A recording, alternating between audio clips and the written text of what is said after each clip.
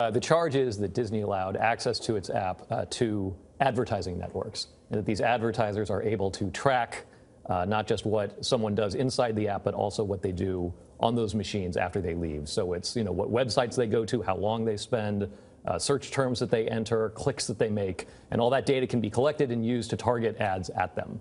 But this isn't just kids. This is everyone, right? Well, yeah, this is available to everyone by the terms of COPPA, this act that was passed in '98 or something. If your site has an audience of children 13 or under, you either need a parent's explicit approval, or you cannot allow such passive tracking mechanisms. What exactly do they give them, though? I mean, is it simply information having to do with that particular app? Not necessarily. No, not necessarily. That's what's scary to me. Right. What happens is they put sort of what's called a persistent identifier on these machines. Right. And that can track not just what somebody does inside that app, but also where they go afterwards. And we're all being tracked all the time by probably dozens of different ad networks. So we just simply sit back and allow that, or is anything else all of us can do, whether it's for children or for our own individual privacy? I mean, this is sort of the engine upon which the internet runs. So it's very hard to completely separate yourself from it. Selling advertising, and also just providing you data, knowing what you're doing and providing more targeted experiences to you. Now, there are things that you can do.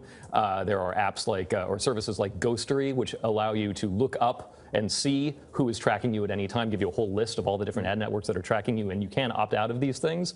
It doesn't mean you don't get advertising. It just means it won't be as targeted. This is also not personal identifiable information. They're not collecting your name. Right. They're not collecting your social security number.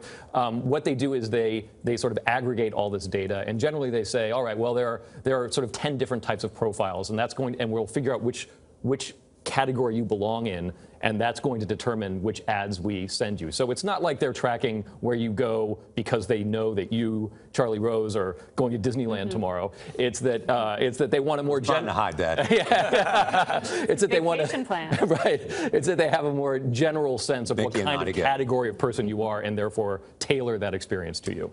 Jason, thank you very much. I just want to let our viewers know Disney told us the complaint is, quote, based on a fundamental misunderstanding of Children's Online Privacy Protection Act principles, and they look forward to fighting it in court. Thank you, Jason. Thank you.